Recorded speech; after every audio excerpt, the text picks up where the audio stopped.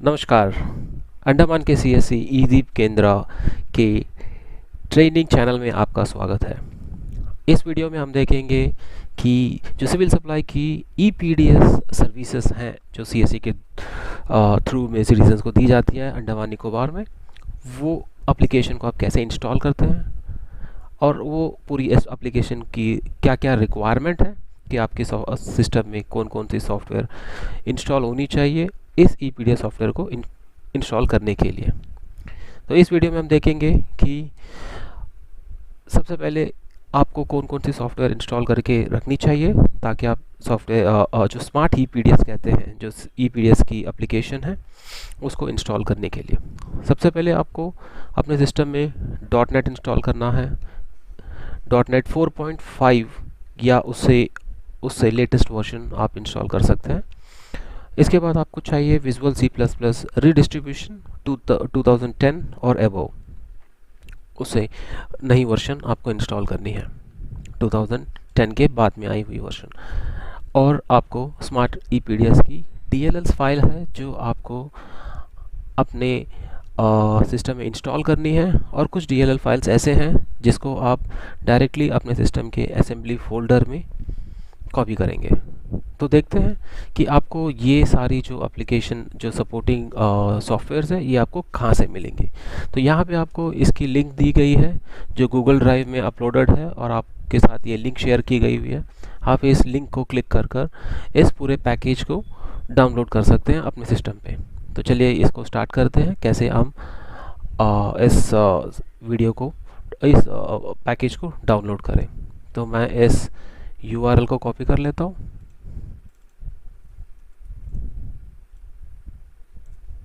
और हमने किसी भी ब्राउज़र पे इसको ओपन कर दिया।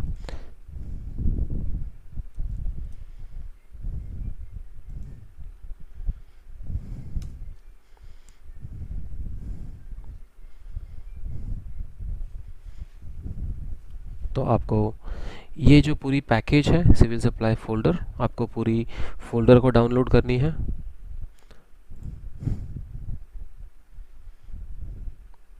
तो आपको इसके ऊपर पर राइट क्लिक करना है और इसको डाउनलोड कर देना है। तो आपको जो पूरी सिविल सप्लाई वाली फोल्डर है वो जिप होकर आपके सिस्टम पे डाउनलोड हो जाएगी।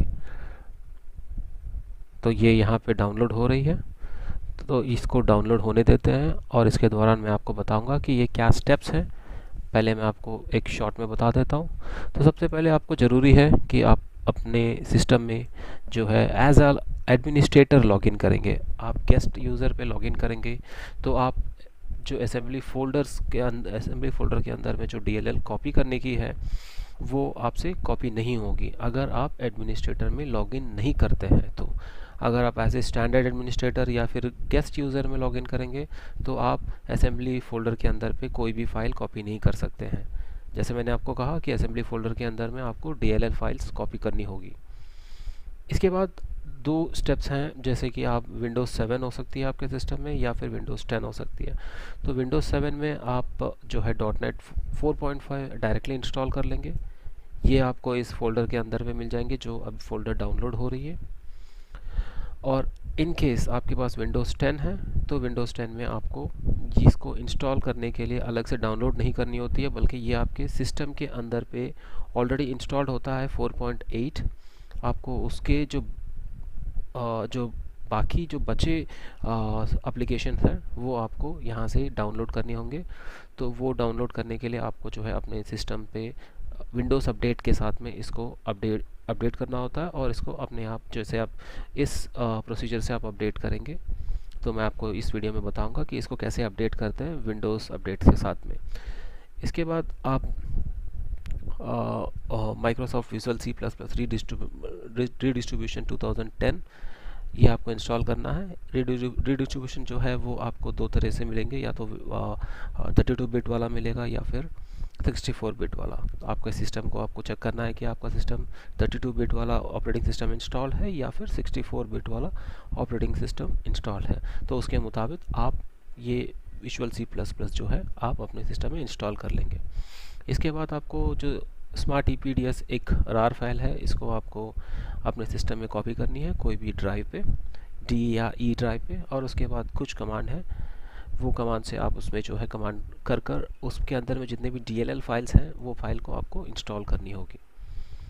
देन आपको जो है कुछ DLL फाइल्स डायरेक्टली, जैसे मैंने कहा कि आपको असेंबली फोल्डर के अंदर पे कॉपी करना है, और उसके बाद आप स्मार्ट EPDS की जो लॉन्च फाइल है, जो इंस्टॉलर है, वो आप डाउनलोड करेंगे इस URL पे जाकर, और वहाँ पे आप जो है इस इंस्टॉलर के साथ आप जैसे ही डाउनलोड करेंगे तो वो अपने सिस्टम, आपके सिस्टम पे पूरी EPDS की पैकेज डाउनलोड हो जाएगी और जो सॉफ्टवेयर है वो इंस्टॉल हो जाएगी। चलिए हम शुरू करते हैं। जैसे कि हमने देखा, हमने डाउनलोड पे डाल दिया था, यहाँ पे ये डाउनलोड हो चुकी है। तो इसको आप, जैसे ये जिप फाइल है तो आपकी किसी विंडो विनजिप या विनरार पे ये जो फोल्डर है वो खुल जाएगी। आप इसको एक्सट्रैक्ट कर लेंगे जैसे कि यहाँ पे दिया हुआ है।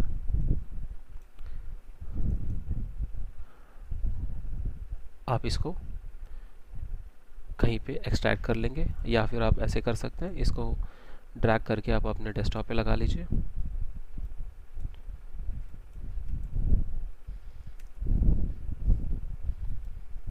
तो हमने इसको यहाँ पे एक्सट्रैक्ट कर लिया।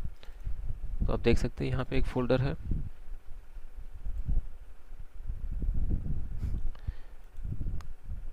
यहाँ पे एक्सट्रैक्ट हो रही है।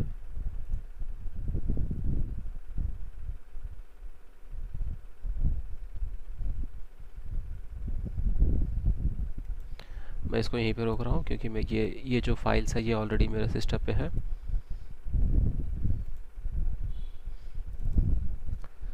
ये जैसे आप एक्सट्रैक्ट करेंगे तो आपको ये वाली फ़ोल्डर मिल जाएगी आपके सिस्टम पे। तो इस पर जैसे कि मैंने आपको डिस्क्रिप्शन में दिया हुआ है इसका स्टेप्स। सबसे पहले आप एडमिनिस्ट्रेटर में लॉगिन करेंगे। आप देख सकते हैं कैसे आप एडमिनिस्ट्रेटर में लॉग्ड इन है या नहीं है चेक करें। आप अगर विंडोज़ 10 है तो आप यहाँ पे क्लिक करेंगे विंडोज़ वाली बटन पे, और यहाँ पे आपको आपका यूज़र बता देगा कि आप एडमिनिस्ट्रेटर, यहाँ पे क्लिक करते ही अब बता देगा कि आप as a administrator logged in है। ठीक, अगर आप एडमिनिस्ट्रेटर में लॉगिन है तो अच्छी बात है, अगर एडमिनिस्ट्रेटर पे लॉगिन नहीं है तो आपको एडमिनिस्ट्रेटर पे लॉगिन होना है। तो चलते हैं सेकंड स्टेप में। सेकंड स्टेप में कहा गया है कि आपको जो असेंबली फोल्डर आपने जो डाउनलोड किया हुआ है इसको आप C ड्राइव में विंडोज़ फोल्डर के अंदर पे कॉपी करेंगे।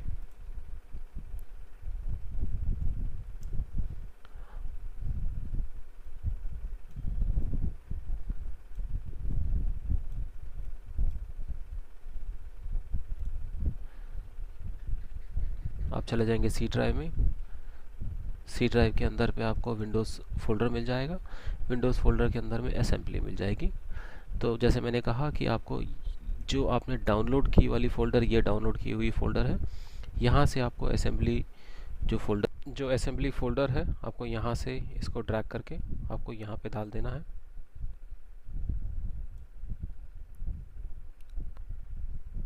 आप देख सकते हैं जो असेंबली फ़ोल्डर है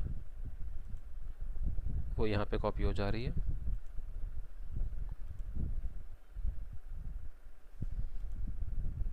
कोई बात नहीं, अगर आपको .NET की असेंबलीज कॉपी नहीं हो रही तो आप स्किप कर सकते हैं क्योंकि आपके सिस्टम में ऑलरेडी .NET चल रही होगी।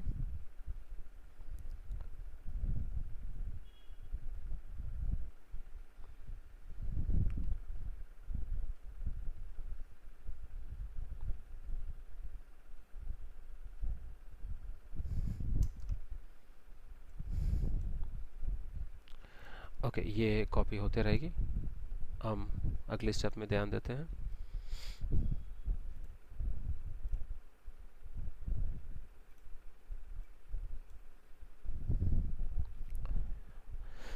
अगली स्टेप है कि आपको .NET 4.5 इंस्टॉल करना है अगर विंडोज़ 7 है आपके पास। तो क्योंकि मेरा सिस्टम विंडोज़ 10 है तो मैं ये वाली स्टेप्स को फॉलो करूँगा। इसमें आपको कंट्रोल पैनल पे जाना है। कंट्रोल पैनल पे आपको प्रोग्राम एंड फीचर्स में जाना है। यहाँ पे आप देख सकते हैं यहाँ लेफ़्ट साइड में टर्न विंडोज़ फीचर ऑन और ऑफ करके लिखा होगा, इस पर आप जाएंगे।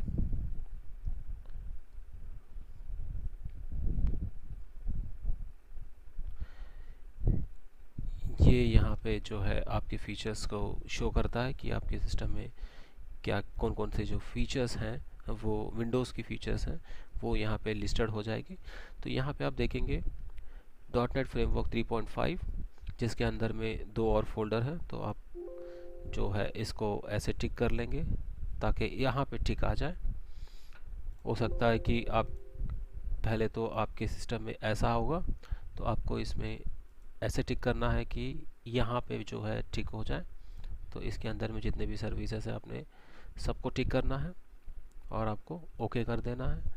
तो ये क्योंकि मेरे सिस्टम में ऑलरेडी ये अपडेटेड है तो ये नहीं दिखा रही है, अदरवाइज़ आपके सिस्टम पे इसको विंडोज़ अपडेट के साथ में इंस्टॉल करने के लिए एक मैसेज दिखाती है जिसमें आपको ओके करना है।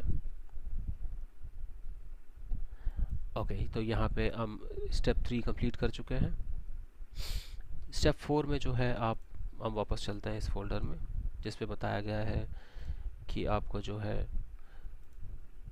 विजुअल C++ रीडिस्ट्रीब्यूशन जो है वो आपको इंस्टॉल करना है। तो यहाँ पे 2 फाइल्स हैं, यहाँ पे एक 64 बिट और एक जिसमें 86 लिखा हुआ है, इसका मतलब है 32 बिट है। तो आप देखेंगे कि आपका सिस्टम 64 बिट ऑपरेटिंग सिस्टम के साथ इंस्टॉल्ड है या फिर 32 बिट के साथ, ये आप कैसे देखेंगे। ये आप अपने कंप्यूटर के ऊपर राइट क्लिक करेंगे और यहाँ दिस कंप्यूटर जो लिखा हुआ है इसके ऊपर राइट क्लिक करेंगे और इसके प्रॉपर्टीज़ में चले जाएंगे। तो यहाँ पे आपको जो है यहाँ पे बता देगा कि आपकी जो सिस्टम है ये सिस्टम टाइप में बताती है कि आप 64 बिट ऑपरेटिंग सिस्टम है या फिर 32 बिट ऑपरेटिंग सिस्टम। यहाँ पे अगर 64 बिट लिखा हुआ है तो 64, या फिर यहाँ पे 86 लिखा होता है तो ये 32 बिट की ऑपरेटिंग सिस्टम होगी। तो ये 64 बिट है, तो मैं इसको 64 बिट की सॉफ्टवेयर को जो है इंस्टॉल कर दूंगा। कुछ ये ऐसे इंस्टॉल होती है।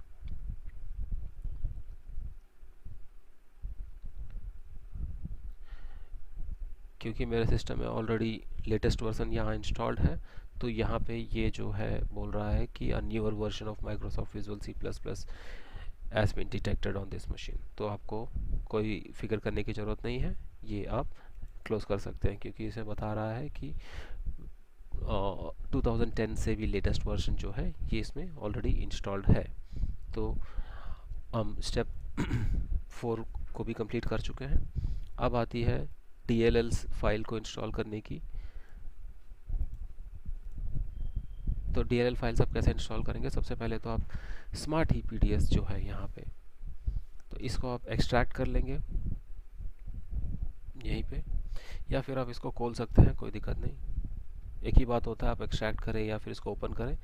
तो यहाँ पे जो स्मार्ट EPDS लिखी है इसको आपको अपने सिस्टम के डी ड्राइव या E ड्राइव या F ड्राइव में आपको इंस्टॉल करना है। बट आपको ध्यान रखना होगा कि आपको याद रखना होगा कि आप किस ड्राइव में इंस्टॉल कर रहे हैं। तो यहाँ पे जो है मैं ये स्मार्ट EPDS जो विनरार में खुली हुई है इसको मैं यहाँ पे ड्रैग कर दे रहा हूँ।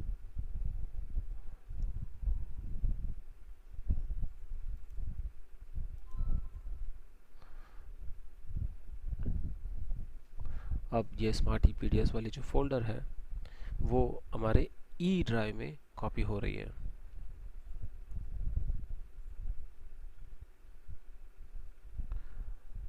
ओके, आप देख सकते हैं ये यहाँ पे कॉपी हो चुकी है। ओके, तो मैं इसको रीनेम कर दूंगा, इसको सिर्फ नाम दूंगा EPDS। ओके, याद रखिए आपने E ड्राइव में, मैंने अपने सिस्टम में E ड्राइव में कॉपी किया है और मैंने इस फोल्डर का नाम रखा हुआ है EPDS। तो मैं इसको, इसके अंदर में आप देखेंगे कि बहुत सारे DLL फाइल्स हैं जिसके बारे में मैं बात कर रहा था। इस DLL फाइल को आप अपने सिस्टम में कैसे इंस्टॉल करेंगे ये मैं आपको बताता हूँ।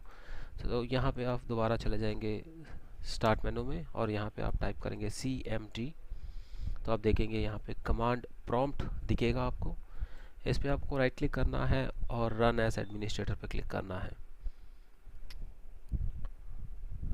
ओके, तो यहाँ पे कमांड प्रॉम्प्ट खुल चुकी है। तो यहाँ पे मैं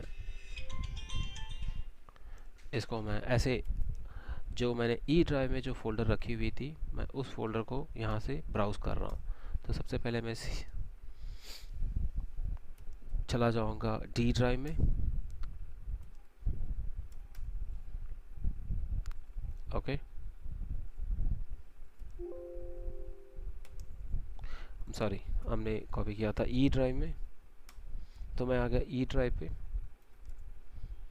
मैं ई ड्राइव के अंदर में अब फोल्डर था मेरा EPDS, तो मैं चला गया CD /EPDS, मैंने क्लिक किया और एंटर किया, तो मैं EPDS फोल्डर के अंदर पे आ गया। तो यहाँ पे मुझे लिखना है इंस्टॉल और एंटर करना है। तो इस पे क्या होगा कि जितने भी DLL फाइल्स उस फोल्डर में थे, वो सारे DLL फोल्डर्स जो है यहाँ से कॉपी हो जाएंगे, इंस्टॉल हो जाएंगे, और असेंबली फोल्डर में जो है वो कॉपी हो जाएंगे।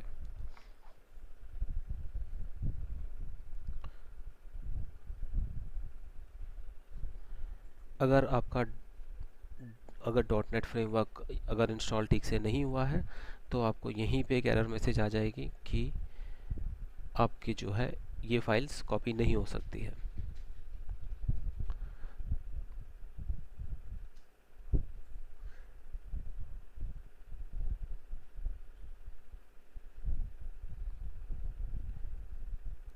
तो ये जितने भी फाइल्स जो उस फोल्डर में थे EPDS फोल्डर में, वो सारे यहाँ पे कॉपी हो चुके हैं।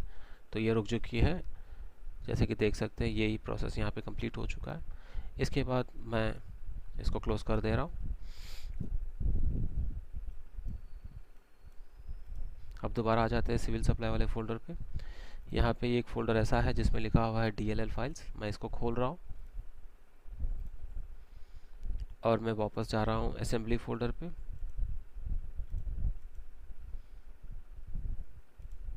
C ड्राइव जिसे हमने कॉपी किया था, इसके अंदर आप देख सकते हैं बहुत सारे DLL फाइल्स हैं। तो इसमें से मैं जो है ये वाले पहले तो 2 DLL files, Microsoft report viewer common और विनफॉर्म, 2 DLL फाइल्स है, इसको मैं इस पर ड्रैग कर रहा हूँ। तो यहाँ पे कॉपी हो चुकी है। मैं वापस जा रहा हूँ अपडेटेड फोल्डर के अंदर पे, और यहाँ पे फिर से उसी DLL फाइल का दूसरा वर्जन है। यहाँ पे मैं इसको भी यहाँ पे ड्रैग करके असेंबली फोल्डर में डाल रहा हूँ। अब चलते हैं DLL फाइल सेटअप के अंदर पे। इस पे आपको ड्रैग करने की ज़रूरत नहीं है। यहाँ पे अलग से एक इंस्टॉल फाइल दिया हुआ है, ये दोबारा वेरीफाई कर देगा कि आपके सारे DLL फाइल्स इंस्टॉल हुए या नहीं हैं। तो आपको सिर्फ इस इंस्टॉल फाइल को डबल क्लिक करके स्टार्ट कर देना है। जैसे आप डबल क्लिक करेंगे तो ये दोबारा री-वेरीफाई कर रहा है कि आपके जितने भी DLL files, required DLL files जो होते हैं, वो आपके सिस्टम में है या नहीं। तो अगर ये सारे DLL फाइल्स आपके सिस्टम में कॉपी हो चुकी है, तो इसका मतलब है कि आपका जो रिक्वायर्ड सॉफ्टवेयर, जो सपोर्टिंग सॉफ्टवेयर्स जो आपको ज़रूरत है EPDS इंस्टॉल करने के लिए, वो सारे चीज़ आपके सिस्टम में आ चुकी है, इंस्टॉल हो चुकी है। तो वापस चलते हैं इंस्टॉलेशन स्टेप्स में। तो हमने स्टेप नंबर 7 भी कंप्लीट कर लिया है, स्टेप नंबर 8 भी कंप्लीट कर लिया है। तो स्टेप नंबर 9 में आपको एक URL दिया हुआ है। इस URL को आप दोबारा आपके ब्राउज़र पे खोल लेंगे।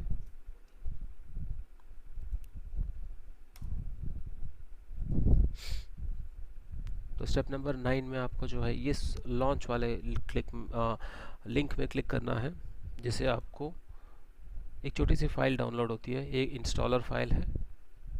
आपको इसको जो है ओपन कर लेना है या इंस्टॉल कर लेना है आपके सिस्टम पे। तो ये वाली मैसेज आपको आ जाती है। जैसे आपको ये वाली जो पॉपअप विंडो आ जाएगी, तो आप समझ जाएगा कि आप ऑलमोस्ट इंस्टॉलेशन प्रोसेस कर चुके हैं। आपको सिर्फ यहाँ पे इंस्टॉल क्लिक करना है, जिसमें आपको अराउंड 32 MB की एक सॉफ्टवेयर पैकेज है जो आपके सिस्टम में डाउनलोड हो जाएगी और अपने आप इंस्टॉल भी हो जाएगी। और इस ये ख़त्म होने के बाद में ऑटोमेटिकली आपके स्क्रीन में जो है EPDS की जो लॉगिन बॉक्स है, वो लॉगिन बॉक्स आपके स्क्रीन पे आ जाएगी, जहाँ पे आपको दिया हुआ यूज़र ID पासवर्ड एंटर कर उस पर आपको लॉगिन करना है।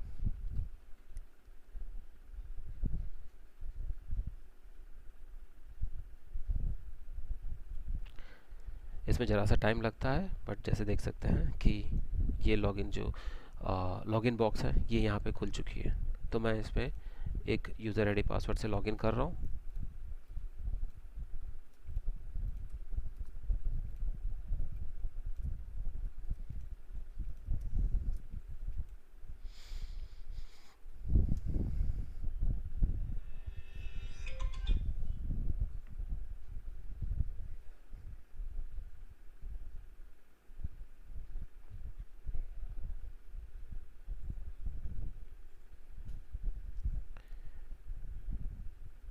क्योंकि ये पहली बार मैं इस पे लॉगिन कर रहा हूँ, अभी इंस्टॉल करने के बाद में ये ज़रा सा टाइम लेता है। और जो सर्वर है, सर्वर से जो रिक्वायर्ड एप्लीकेशन सपोर्टिंग जो भी फाइल्स होती है वो आपके सिस्टम में डाउनलोड करके आपको ये एप्लीकेशन खोल के आपके सामने आ जाता है। तो जैसे कि आपने देखा है कि बहुत सिंपल प्रोसेस है। आपको ये स्टेप्स दी हुई है डिस्क्रिप्शन में, आप इस स्टेप्स को फॉलो करेंगे तो आप अब बहुत बड़ी आसानी से जो है आप ईपीडीएस सॉफ्टवेयर को अपने सिस्टम में इंस्टॉल कर सकते हैं। बट आपको एक चीज़ को ध्यान रखनी होगी कि आप इस सॉफ्टवेयर में इंस्टॉल करने के लिए या तो आप लीज लाइन या फिर वीपीएन से आप कनेक्टेड होनी ज़रूरी है। आप अगर लीज लाइन या वीपीएन में कनेक्ट नहीं होंगे, up to this point number 9 आप कनेक्ट हो सकते हैं, आप प्रोसेस जो स्टेप्स है वो कंप्लीट कर सकते हैं। बट अगर आप लीज लाइन में कनेक्टेड हैं तभी आप पॉइंट नंबर जो यहाँ पे 9 और जो 10 दिया हुआ है ये आप तभी कंप्लीट कर पाएंगे जब आप लीज लाइन या वीपीएन से कनेक्टेड होंगे। ओके, अगर आपको लॉगिन करते वक्त कोई भी मैसेज आती है, कोई भी एरर मैसेज आती है जैसे कि आप सिक्योरिटी वाली या फिर वेब सर्वर नॉट फाउंड, तो आपको एक चीज़ ध्यान रखना होगा कि आपका जो सिस्टम का टाइम है वो आपको टाइम पे ध्यान रखना होगा कि आपकी जो सिस्टम की टाइम है वो एक्चुअल टाइम हो। आपको इसको चेक करने के लिए आपको देखनी होगी कि आप इसको चेक करने के लिए आप एडजस्ट टाइम में चले जाएंगे, टाइम पे राइट क्लिक करेंगे और एडजस्ट डेट एंड टाइम में चले जाएंगे। आप इसमें ध्यान रखेंगे कि जो टाइम जोन है ये आपकी जो टाइम जोन UTC 5:30 प्लस 5:30 जो है चेन्नई कोलकाता जो इंडियन टाइम है इस टाइम जोन में कॉन्फ़िगर्ड हो। और साथ में आप जो रीज़न है, रीज़न भी जो है आपका कंट्री जो है इंडिया होना ज़रूरी है। अगर कोई और रीज़न या कोई और टाइम आप फॉलो करते हैं तो ये सॉफ्टवेयर में आप लॉगिन नहीं कर पाएंगे। या फिर आप एक चीज़ और कर सकते हैं, जो आपके मोबाइल पे टाइम दी हुई है आप अपने मोबाइल के टाइम से 5 मिनट इसको और आगे कर सकते हैं। जैसे कि अगर आपके टाइम मोबाइल में 5 बजे हैं तो आप यहाँ पे 5:05 टाइम लगा लीजिए, तब आपको जो है अगर थोड़ी बड़ी जो टाइम की वेरिएशन आती है वो नहीं आएगी और आप आसानी से इस यूपीडीएस सॉफ्टवेयर में लॉगिन कर सकते हैं। ओके, इस वीडियो में बस इतना ही। Thank you.